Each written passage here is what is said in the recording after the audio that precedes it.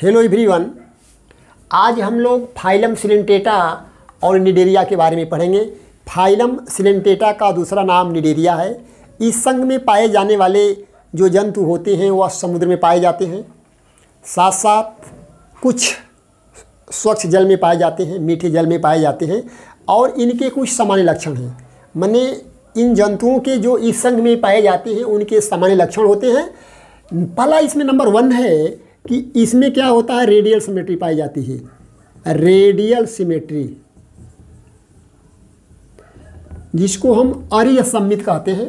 यदि किसी जंतु में कोई उसका पार्ट से अंग है, उसके अक्ष से गुजरने वाली रेखा को यदि उसके केंद्र से हम काटते हैं तो 2 समरूप बन जाता है। तो ऐसे जंतु या ऐसे जंतुओं को रेडियल सिमेट्री या अरिअसममित कहते हैं। और दूसरा इसका कैरेक्टर है कि ये मल्टी सेलुलर होते हैं। मल्टी सेलुलर अर्थात ये जंतु होते हैं बहुकोशिकीय होते हैं।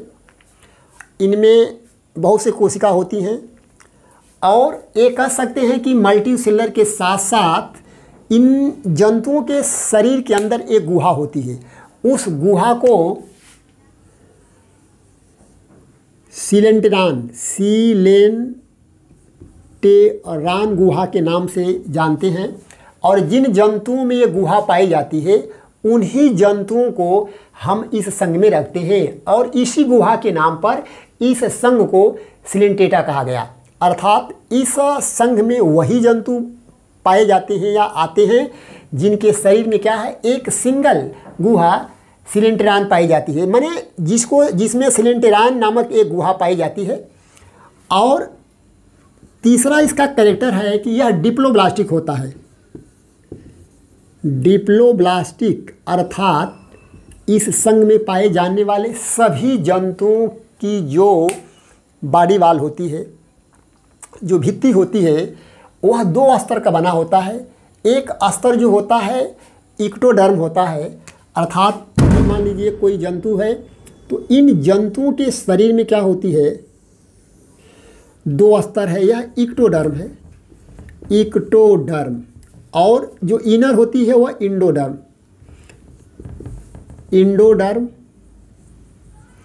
और इनके बीच में जो एक क्या होता है, स्तर होता है जिसे मेसोग्लोइया कहते हैं। मेसोग्लोइया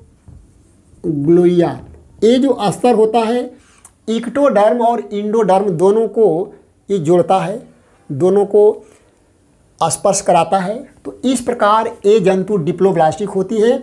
जो शरीर की भित्ति होती है वह 2 स्तर का बनी होती है। Outer layer is known as the ectoderm and inner layer is known as the endoderm. Both derm are attach with the mesoglea, जो मेसोग्लोइया से वह चिपका होता है।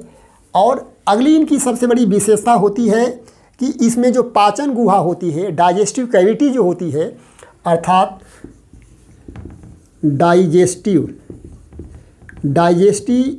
कैविटी जो होती है लुक लाइक माने लाइक सैक, एक थैली नुमा होती है।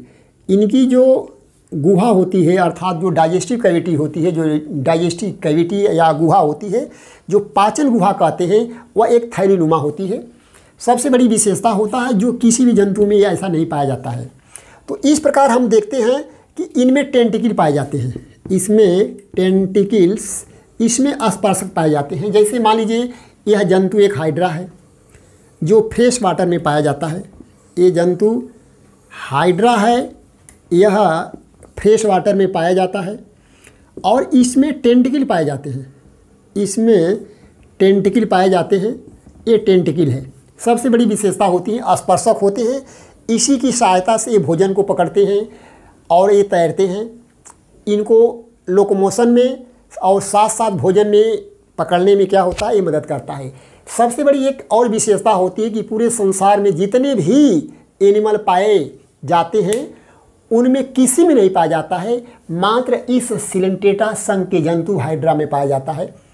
और हाइड्रा के टेंटिकल के ऊपर ये जो हाइड्रा है और जो हाइड्रा में स्पर्शक होते हैं, जो टेंटिकल होते हैं, इसी के ऊपर क्या होता है, निमेटोसिस्ट पाया जाता है, दंश कोशिकाएं पाई जाती हैं। और यह दंश कोशिकाएं इस संघ के इस जंतु की सबसे बड़ी विशेषता होती है।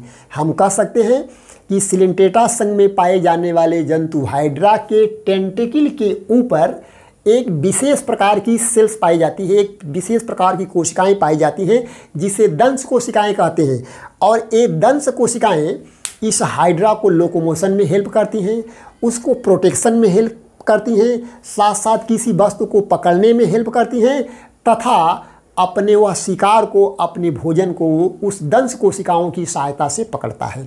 अर्थात दंश कोशिकाओं की सहायता से अपने शत्रुओं को क्या करता है, नष्ट करता है। उसमें एक पॉइजन इंजेक्ट कर देता है। यदि वह कोई जीव भोज्य पदार्थ के रूप में है तो उसे पकड़कर हाइपोस्टम तक लाता है, माने माउथ तक लाता है। यदि लोकोमोशन की बात है तो लोकोमोशन में भी हेल्प करता है और किसी सब्सटेंस को पकड़ता है। तो दंश कोशिकाएं सबसे बड़ी इस संघ की अर्थात हाइड्रा जंतु में पाए जाने वाले टेंटिकल के ऊपर क्या होती है, ये पाई जाती है। ये सबसे बड़ी विशेषता होती है। लेकिन ये हम कह सकते हैं कि इनमें क्या है, सर्कुलेशन, माने ब्लड सर्कुलेशन, तो ब्लड तो होता ही नहीं है। जो सर्कुलेशन होता है, परिसंचरण होता है, तो परिसंचरण तंत्र क्या होता है, सर्कुलेटरी सिस्टम एब्सेंट होता है, साथ साथ रेस्पिरेटरी सिस्टम एब्सेंट होता है और साथ साथ एक्सक्रीटरी सिस्टम एब्सेंट होता है। माने सर्कुलेटरी, रेस्पिरेटरी और एक्सक्रीटरी, ये तीनों सिस्टम क्या होता है, इनमें नहीं पाया जाता है। माने इनमें ब्लड का सर्कुलेशन नहीं होता है, अर्थात ब्लड होता ही नहीं है। कोई सर्कुलेशन के लिए कोई इसमें कोई वेन और आर्टरी नहीं पाई जाती हैं। इसके बाद रेस्पिरेटरी कोई आर्गन्स नहीं पाए जाते हैं और एक्सक्रीटरी कोई उत्सर्जी अंग नहीं पाए जाते हैं। अर्थात हम कह सकते हैं कि जो मुख होता है और जो गूदा होता है एक ही काम करता है। इसमें गूदा नहीं होते हैं, इसमें एनस नहीं पाया जाता है जिससे कि वह अपना अपशिष्ट पदार्थ बाहर निकाले। जिस मुख से वह भोजन करता है उसी मुख से अपने मल को भी त्याग देता है। यह इस संघ की सबसे बड़ी विशेषता है। इन जंतुओं की सबसे बड़ी विशेषता है कि इन जंतुओं में गूदा और माउथ दो नहीं होता है, वह सिंगल ओनली वन पार्ट्स होता है। जिससे वह भोजन करता है उसी से अपने अपशिष्ट पदार्थ को क्या होता है, ये बाहर निकलता है। सबसे बड़ी विशेषता होती है। और इसमें जो नर्व सेल पाई जाती हैं, नर्व सेल तंत्रिका कोशिकाएं, ये तंत्रिका जो कोशिकाएं होती हैं एक जाल भी बनाती हैं। इन जंतुओं में क्या होता है, अर्थात हम कह सकते हैं कि जो नर्व सेल पाई जाती है, नर्व सेल्स एक जाल बनाती हैं, लेकिन वेरी पुअरली डेवलप, बहुत कम पाई जाती हैं। सिलेंटेटा संघ के जंतुओं में जो नर्व सेल्स होती हैं पुअरली डेवलप, फिर भी एक जाल के रूप में क्या होती है, फैली होती हैं। और इसके बाद आगे देखेंगे कि क्या और इसमें क्या है, कैरेक्टर्स हैं। इसमें नेत्र बिंदु होता है, इसमें नेत्र बिंदु होता है स्टेटोसिस्ट जिसको कहते हैं, स्टेटोसिस्ट। जो नेत्र बिंदु होता है, इसी नेत्र बिंदु की सहायता से ये क्या होते हैं, जिसको हम सेंसोरी आर्गन्स के नाम से भी जानते हैं, यह नमी, ताप या अन्य का इन्हें क्या होता है, आभास होता है। तो इनमें क्या है, नेत्र बिंदु पाया जाता है और जिसे इस जंतु को क्या होता है, ताप और सर्दी इत्यादि का क्या होता है, नॉलेज होता है। ये रिस्पांस होते हैं, माने they are response to environment with help of statocyst. अच्छा, इनकी जो इनमें डाइजेशन होता है वह एक्स्ट्रा सेलुलर और इंट्रासेलुलर दोनों होता है। अंतः कोशिकी और बाह्य कोशिकी दोनों प्रकार का पाचन होता है।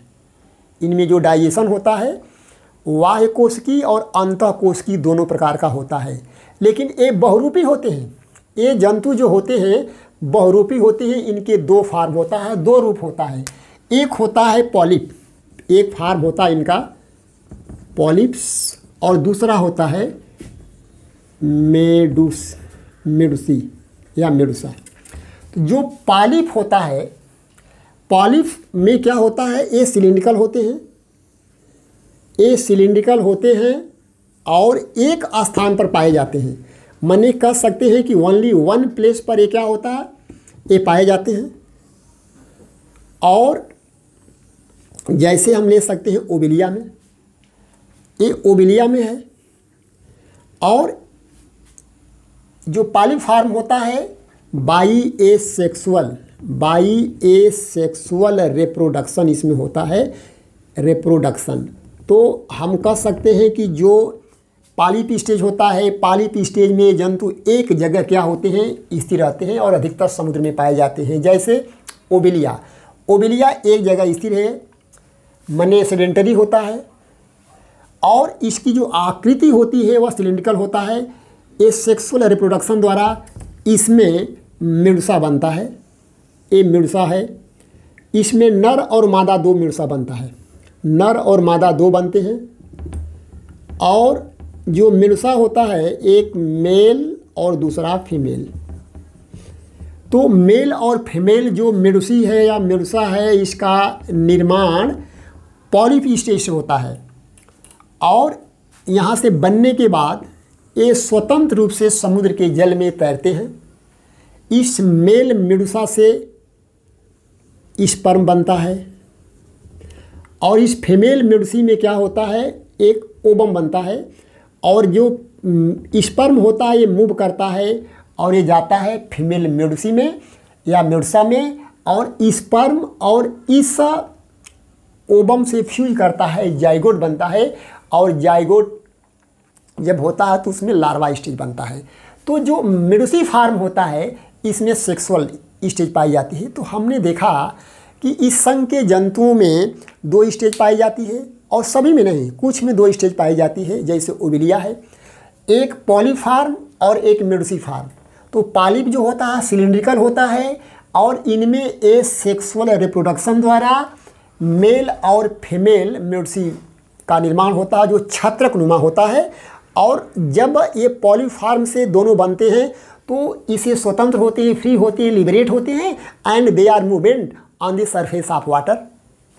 इसके बाद जो मेल है मेडुसी, इसमें स्पर्म बनता है और फीमेल में ओवम बनता है।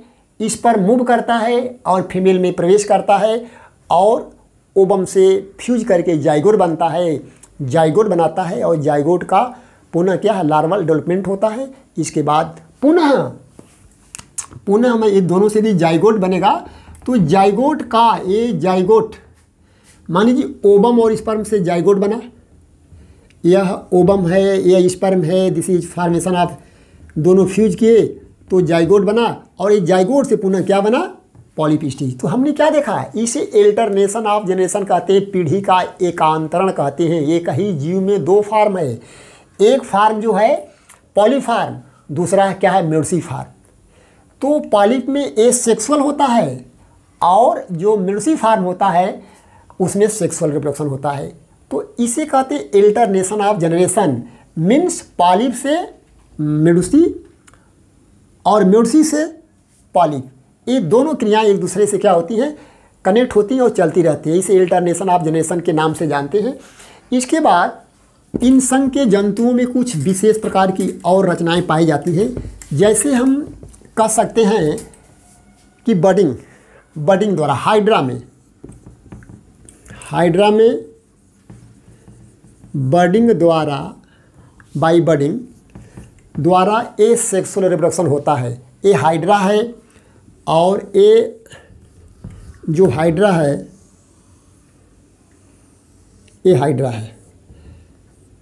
हाइड्रा के सतह पर एक उभार आ जाता है और जिसे बड कहते हैं, ये बड है। और ये बड हाइड्रा से पृथक हो जाता है और इस बड से एक न्यू हाइड्रा का निर्माण हो जाता है, हाइडी का निर्माण हो जाता है। इसमें एक जान लेनी बात और होता है कि इन संघ के जंतुओं में इंटीरियर रीजन में हाइपोस्टोम होता है, ये हाइपोस्टोम है। और हाइपोस्टोम के शीर्ष पर माउथ होता है, माउथ। और ये जो माउथ होता है वह एनस और माउथ दोनों का कार्य करता है। इसके बाद सिलिंटेटा संघ के जंतुओं को 3 क्लास में बांटा गया है। सिलिंटेटा संघ के जंतुओं को 3 क्लास में बांटते हैं। नंबर 1 होता है हाइड्रोजोआ, क्लास 1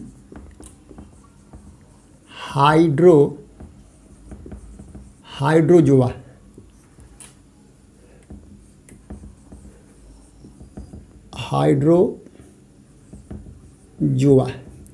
हाइड्रोजोआ में उन जंतुओं को रखते हैं, हम कह सकते हैं कि हाइड्रोजोआ में उन जंतुओं को रखते हैं जिनमें पॉलिप और मेडुसा दोनों फॉर्म पाया जाता है, अर्थात पॉलिप और हाइड्रा दोनों स्टेज पाई जाती है या तो केवल पॉलिप पाया जाता है।